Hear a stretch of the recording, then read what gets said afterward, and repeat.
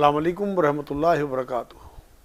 الحمدللہ رب العالمین والصلاة والسلام علی رسول الکریم وعلی آلہ وصحبہ اجمعین، اما بعد، فاعوذ باللہ من الشیطان الرجیم، بسم اللہ الرحمن الرحیم۔ رب اشرح لی صدری ویسر لی امری واحلل عقدۃ من لسانی یفقہوا قولی۔ سبحان ربک رب العزۃ عما یصفون وسلام علی المرسلین والحمدللہ رب العالمین۔ ناظرین، فیضان رمضان میں آپ کا استقبال ہے۔ میں مجاز الحق نئے شمارے کے ساتھ آپ کے سامنے حاضر ہوں۔ آج کا جو ٹاپک آپ کے لیے منتخب کیا ہے وہ ہے نماز کیسے قائم کریں۔ نماز کے بارے میں آپ نے بہت ساری چیزیں سنی ہوں گی، پڑھی ہوں گی، لیکن میں کچھ چیزیں اور آپ کو بتانا چاہتا ہوں جس سے کہ ہماری نماز جو ہے وہ تقویت والی ہو جائے اور جو نماز کا حاصل ہے وہ ہمیں کسی طرح سے مل جائے۔ قرآن میں اللہ رب العزت نے سورہ حجرات آیت نمبر 45 میں بات فرمائی ہے کہ نماز تمہیں فحش اور منکر سے روک دی۔ آج ہم دیکھتے ہیں کہ ہمارے اندر فحش منکر باقی ہے اور ہم نمازیں بھی پڑھ رہے ہیں۔ وہاں کون سی نمازیں مقصود ہے اللہ کا؟ کیا وہ نمازیں ہم پڑھ رہے ہیں؟ کیا واقعی یہ نمازیں اللہ تک پہنچ رہی؟ یہ بڑے غور و فکر کی بات ہے، کیونکہ ہم اپنی محنت بھی لگاتے ہیں، ٹائم بھی لگاتے ہیں، ایسا نہ ہو کہ وہ نمازیں ہماری اللہ تک نہ پہنچ رہی ہیں۔ کیونکہ نماز پڑھنے کا حکم نہیں ہے بلکہ نماز قائم کرنے کا حکم ہے۔ اگر آپ نماز قائم کرنے والے بنیں گے تو آپ اللہ کی اس مقصد کو پورا کریں گے جو اللہ رب العزت نے دیا ہے۔ دیکھیں، ایک حدیث پاک یہ ملتی ہے کہ بعض نمازیں ایسی ہیں جو تمہارے منہ پہ میلے کچیلے کپڑے کی طرح دے کے ماری جائیں گی۔ جو ہماری ادھوری نمازیں ہیں، جو ہماری وقت پہ نہ پڑھی ہوئی نمازیں ہیں، وہ سب اللہ کے ہاں پہنچ نہیں رہی۔ آپ یقین کریں، اللہ نے قرآن میں سورہ ماؤن میں بات کہی ہے کہ ایسے نمازیوں کے لیے افسوس ہے جو کاہلی کی نمازیں پڑھتے ہیں۔ نماز جو ہے وہ ایک ایسا میڈیٹیشن ہے، ایک ایسا اللہ سے مراقبہ ہے، ایک اللہ سے ایسا جوڑ ہے کہ صحابہ اکرام کے بڑے بڑے آپریشن نماز کی حالت میں ہو گئے۔ خود حضور صلی اللہ علیہ وسلم نے یہ بات فرمائی کہ نماز مومن کی معراج ہے۔ اب آپ اندازہ لگائیے کہ نماز ہمیں کس توجہ سے پڑھنی چاہیے۔ میں آپ کو یہاں حدیث جبرائیل یاد کرا دوں کہ جب جبرائیل علیہ السلام نے ایک بوڑھے کی شکل میں آ کے حضور صلی اللہ علیہ وسلم کے برابر میں بیٹھ کے اور کچھ سوال کیے تھے، ان میں ایک سوال یہ بھی تھا کہ احسان کیا ہے؟ تو حضور صلی اللہ علیہ وسلم کا جواب مبارک یہ تھا کہ ایسے عبادت کرنا جیسے تم اللہ کو دیکھ رہے ہو، ورنہ وہ تو تمہیں دیکھ ہی رہا ہے۔ تو اگر ہم اس توجہ کے ساتھ نماز پڑھتے ہیں کہ اللہ ہمیں دیکھ رہا ہے، تب ہماری نماز جو ہے وہ قائم کرنا ہوا، ورنہ آپ عادتاً نماز پڑھ رہے ہیں۔ عادتاً نماز سے اللہ رب العزت کو کوئی سروکار نہیں ہے، کیونکہ اس پوری کائنات کا اللہ رب العزت کی نظر میں ایک مچھر کے پر کے برابر بھی وقت نہیں ہے۔ تو ہماری نمازوں کی کیا وقت ہوگی ایسی نمازوں کی؟ تو توجہ والی نماز، خشوع خضوع والی نماز، جو اللہ سے ہمیں جوڑ لگا دے، ایسی نماز۔ اور ایسی نماز کا جو معاملہ ہے وہ آپ کو نماز میں پہنچتے ہی لگنا چاہیے کہ اللہ مجھے دیکھ رہا ہے۔ اور یہ کب آئے گی بات؟ یہ پریکٹس سے، جب آپ کے سب کانشیس مائنڈ میں ہر ٹائم یہ رہے گا کہ اللہ مجھے دیکھ رہا ہے۔ جب آپ موٹر سائیکل سیکھتے ہیں یا کار سیکھتے ہیں تو آپ بہت احتیاط سے چلاتے ہیں، لیکن جب آپ سیکھ جاتے ہیں تو آپ کب فون پہ بات کرتے ہیں موٹر سائیکل پہ، کب آپ بچاتے ہوئے لوگوں کو بازار میں سے، بھیڑ میں سے، اپنی موٹر سائیکل کو کہیں جھکا کے، کہیں موڑ کے کس طرح سے آپ نکل گئے، یہ آپ کو یاد ہی نہیں رہتا اور آپ اپنی منزل پہ پہنچ جاتے ہیں، کیونکہ وہ آپ کے سب کانشیس مائنڈ میں پہلے سے فیڈ ہوا ہوتا ہے۔ یہ ہے وہ چیز جو آپ کو اللہ رب العزت نے نماز میں دینی ہے کہ آپ اس نیت سے نماز پڑھیں، اس طرح سے آپ کے سب کانشیس مائنڈ میں نماز فکس ہو جائے اور یہ تصور فکس ہو جائے کہ اللہ ہمیں دیکھ رہا ہے، پھر آپ کی نماز پوری ہوتی ہے۔ کیونکہ مقصود ہی نماز کا یہ ہے کہ پھر نماز جو ہے وہ جو تصور آپ نے نماز میں بنانا شروع کیا ہے، اسی لیے کہتے ہیں 40 دن کی نمازیں اگر کوئی جماعت سے پڑھ لے تو اس کا ایمان کامل ہو جاتا ہے، کیونکہ پریکٹس سے ہی چیزیں مکمل ہوتی ہیں۔ تو وہ آپ کی جو نماز میں وہ تصور آپ لائیں گے کہ اللہ مجھے دیکھ رہا ہے، وہ تصور آپ کا باہر آنا چاہیے جب آپ کی نماز قائم ہوگی. آپ کے کاروبار میں، آپ کے آفس میں، آپ کے معاملات میں، آپ کے وعدوں میں، آپ کی امانت میں، آپ کی ہر ایکٹیویٹی میں، آپ کے چھونے، کھانے، پہننے، اوڑھنے میں، وہ آپ کو یاد آنا چاہیے کہ اللہ مجھے دیکھ رہا ہے. تب آپ کی نماز قائم ہوگی، ورنہ آپ عادتاً نماز پڑھتے رہیں گے. عادتاً نماز پڑھنے سے شاید آپ کو ثواب تو مل جائے، لیکن ہدایت اور نجات بڑی مشکل ہے. میری ان باتوں سے آپ نماز پڑھنا چھوڑ نہ دینا، کیونکہ ایسا ہے کہ اگر آپ کو نماز کی ابھی عادت ہے تو انشاءاللہ وہ عبادت بھی بن جائے گی. عادت اور عبادت میں اگر آپ نقطہ دیکھیں تو ایک نقطے کا فرق ہے. آپ بے جوڑ دیں تو وہ عبادت ہو جاتا ہے، بے کے ساتھ نقطہ لگا دیں، اور اگر آپ بے نہیں جوڑتے تو وہ عادت رہتی ہے. تو عبادت میں اور عادت میں بے کا فرق ہے، اور بے جو ہے وہ باری تعالیٰ ہے.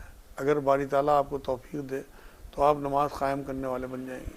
تو ہمیں نماز قائم کرنی ہے، اسے خشوع و خضوع کے ساتھ ٹائم پہ، کیونکہ وقت مقررہ پہ نماز فرض ہے لوگوں پہ. قرآن میں سورہ نساء 103 نمبر آیت میں اللہ رب العزت نے یہ بات فرمائی ہے کہ اے مومنو، تمہارے اوپر نماز وقت مقررہ پر فرض ہے. تو اگر آپ وقت نکال کے نماز پڑھتے ہیں، کیونکہ میں دیکھتا ہوں امت کی بدحالی کی وجہوں میں نے جو غور و فکر کیا ہے اس میں ایک وجہ مجھے یہ لگتی ہے کہ ایک تو لوگ نماز ہی نہیں پڑھتے، بہت کم لوگ نماز پڑھتے ہیں، اور جو پڑھتے ہیں وہ 4 وقت ہی نماز پڑھتے ہیں. 4 وقت کی بھی جو پڑھتے ہیں وہ کاہلی کی، بھاگا دوڑی کی ایسی نمازیں پڑھتے ہیں کہ وہ اللہ رب العزت کی شان کے مطابق نہیں لگتی. 4 نمازیں اللہ کیسے لے لے گا؟ آپ اندازہ تو کریے کہ قضا نماز اللہ کسی قیمت پہ نہیں لے گا. ہمارے ہاں قضاء عمری کا، قضا نمازوں کا پتہ نہیں کہاں سے تصور آ گیا. حضور صلی اللہ علیہ وسلم ایک بار ایک کفار کا پیچھا کرتے ہوئے جنگل میں اتنی آگے نکل گئے کہ وہ نماز پڑھنا ہی بھول گئے. عصر اور مغرب کی نماز حضور کی قضا ہو گئی. جب یاد آئی تو حضور صلی اللہ علیہ وسلم نے لعنت بھیجی کفار پہ کہ لعنت ہو ان کفار پہ جن کی وجہ سے میری نماز قضا ہو گئی. اب ہر وہ چیز جس چیز کی وجہ سے ہماری نماز قضا ہو، چاہے وہ ہماری بیماری ہو، چاہے وہ ہمارے ہاں شادی کی تقریب ہو، چاہے ہمارے ہاں کوئی فنکشن ہو، چاہے ہمارا سفر ہو، چاہے ہمارا کاروبار ہو، چاہے ہمارے گاہک ہو، ہر وہ چیز جس کی وجہ سے نماز ہماری فوت ہو رہی ہو یا قضا ہو رہی ہو وہ لعنت کے قابل ہے. اپنی نمازوں کی پابندی کریں. لوگ کہتے ہیں جی کام کی وجہ سے ٹائم نہیں ملتا. میں کہتا ہوں کام چھوڑ دو نماز کی وجہ سے، نماز نہ چھوڑو کام کی وجہ سے. کام آپ کا 60-70 سال کی زندگی کے کام آئے گا، آخرت میں آپ کی نماز ہی کام آئے گی، کیونکہ یہ مومن کی معراج ہے، اور معراج آپ کو اوپر ہی ملے گی. آنکھوں کی ٹھنڈک ہے حضور صلی اللہ علیہ وسلم کی. کفر اور ایمان میں فرق کرنے والی چیز نماز ہے.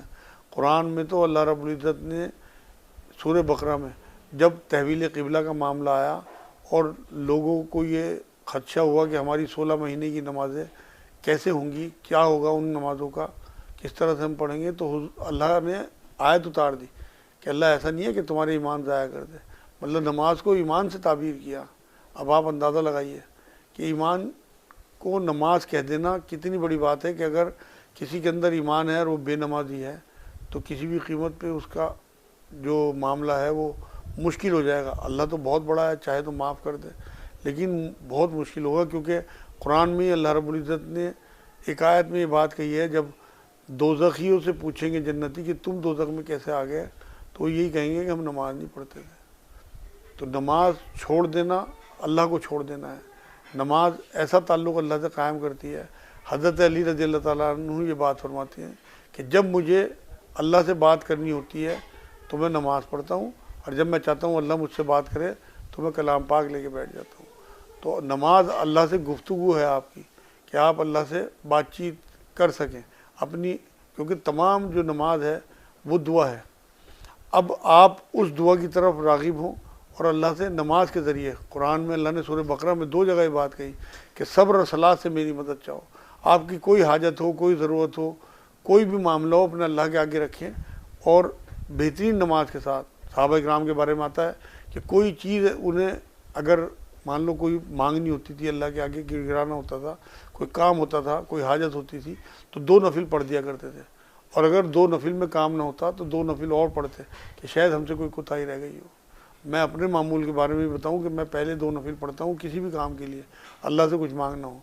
تو یہ ایسی چیز ہے جو ہمیں اللہ سے جوڑ دیتی ہے، لیکن طریقے کی خشوع خضوع والی نماز ہو، کیونکہ قرآن حدیث پاک میں ایک حدیث میں حضور صلی اللہ علیہ وسلم نے یہ بات فرمائی کہ بدترین چور وہ ہے جو نماز میں چوری کرے، مطلب جلدی جلدی کی نمازیں، کچھ جو رکن چھوڑ دیے نماز کے اور کچھ پورے کر لیے، یہ نہیں اللہ کو پسند۔ ایک صحابی نماز پڑھ رہے تھے، حضور صلی اللہ علیہ وسلم نے انہیں نماز پڑھنے کے بعد اپنے پاس بلایا کہ تم نے نماز نہیں پڑھی۔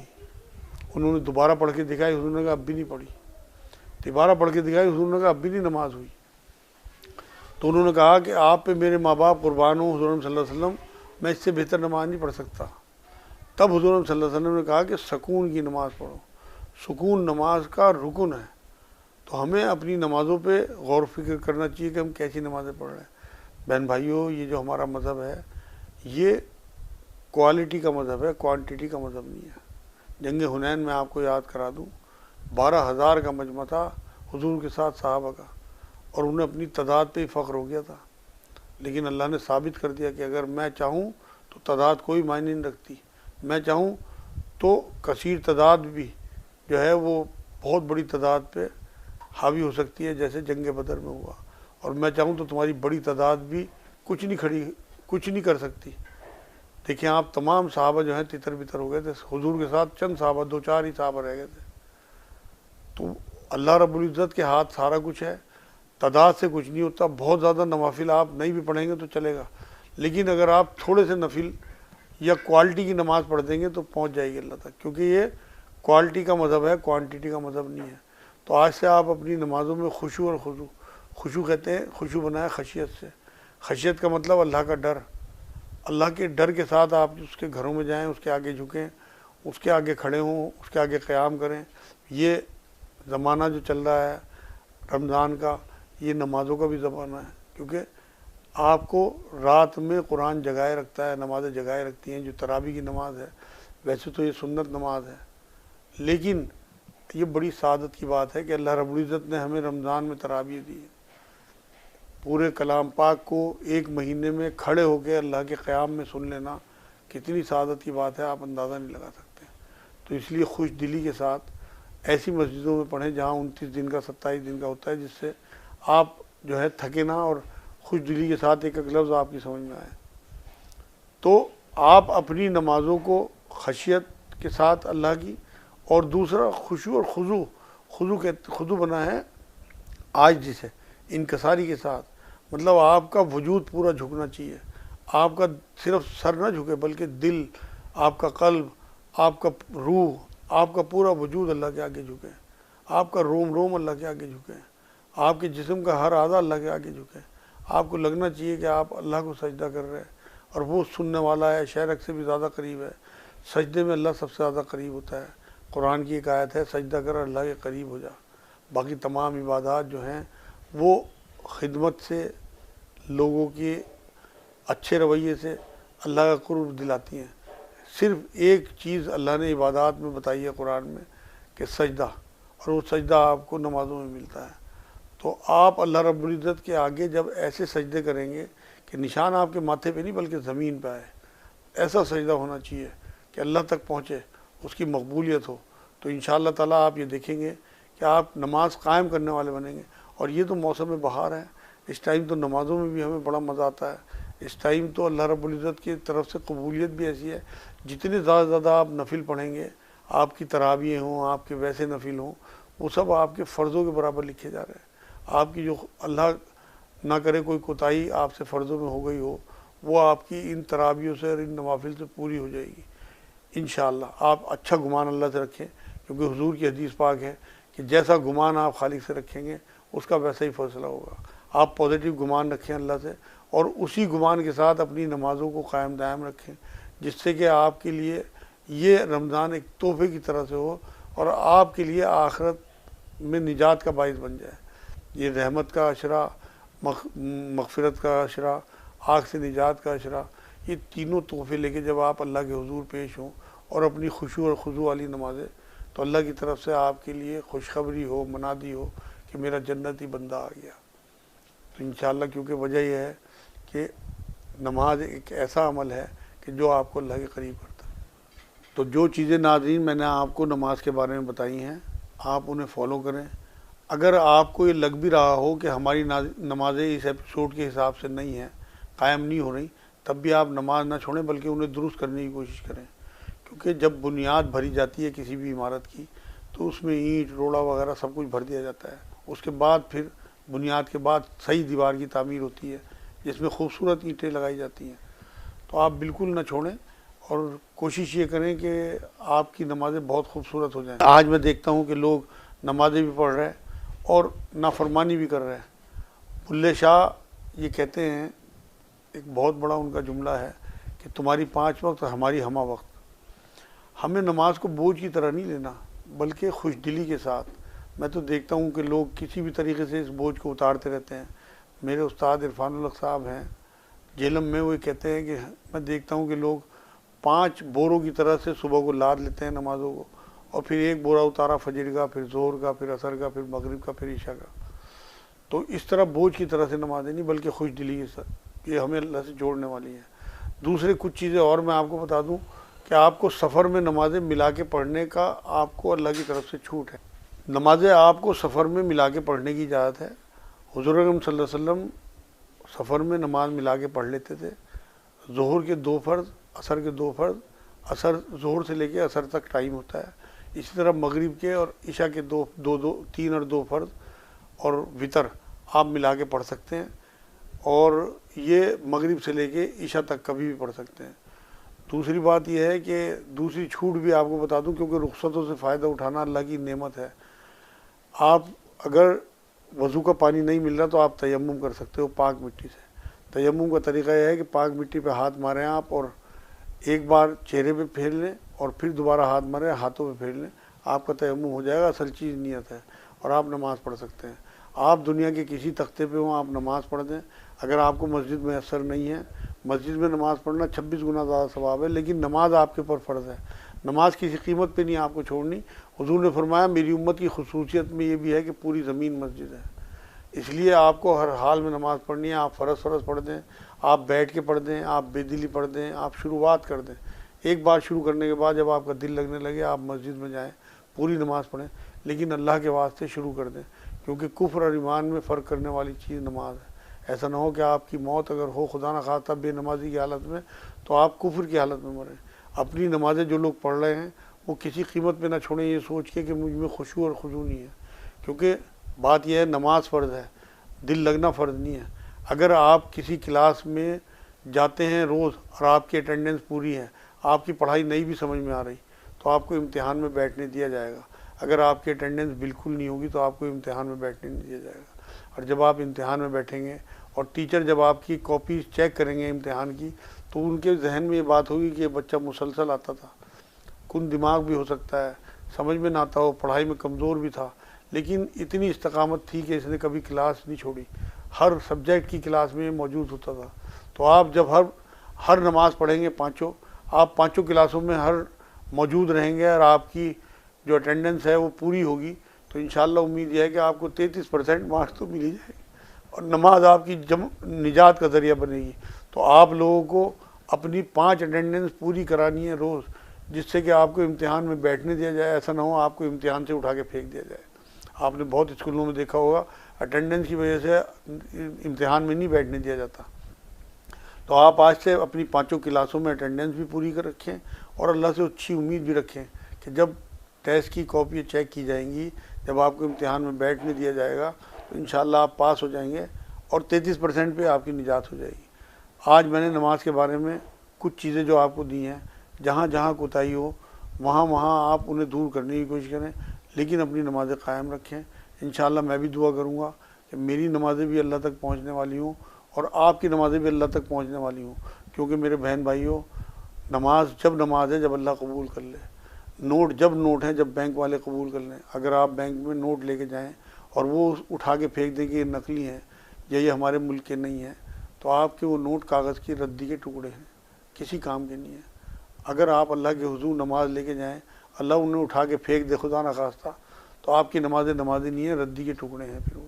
تو اپنی نمازوں کو درست کرنا ہے، اپنی نمازوں کو اس قابل بنانا بھی ہے اور اللہ سے دعا بھی کرنی ہے کہ اس کی شان کے مطابق ہو جائے. حالانکہ وہ بہت بڑا ہے، اس کی شان کے مطابق ہمارے کہاں سجدے، لیکن وہ رحمان الرحیم بھی ہے، اپنا انٹروڈکشن رحمان الرحیم سے کراتا ہے۔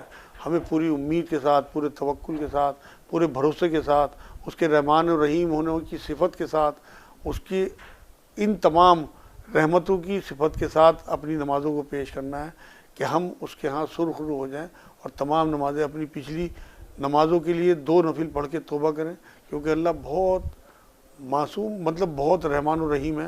2 نفل میں اللہ لوگوں کو معاف کر دیتے ہیں۔ آپ توبہ کے 2 نفل پڑھیں کہ اللہ میری پچھلی نمازیں معاف کر دیجیے، آگے میں نہیں چھوڑوں گا۔ آپ یقین کریں، میں اپنی مثال اس لیے دیتا ہوں تاکہ آپ کو ترغیب ملے۔ سن 97 میں نے اللہ سے یہی بات کی تھی کہ اللہ، میں 2 نفل پڑھ کے اس کے آگے گڑ گڑایا تھا کہ اللہ پچھلی نمازیں آپ معاف کر دیجیے، میں پچھلی نمازیں تو نہیں پڑھ سکتا، مجھے یاد ہی نہیں تھی کتنی ہے، لیکن آگے نہیں چھوڑوں گا۔ آج مجھے 24 سال ہو گئے، الحمدللہ ایک نماز میری قضا نہیں ہوئی۔ اگر میں بے ہوشی کی حالت میں آپریشن میں تھا بھی تو میں نے اٹھ کے ان نمازوں کو ادا کر دیا، جیسے رسول اللہ صلی اللہ علیہ وسلم سے 2-3 نمازیں قضا ہوئیں، حضور نے ادا کر دی۔ لیکن اس طرح سے جان بوجھ کے نمازیں نکالنا بڑا گناہ ہے۔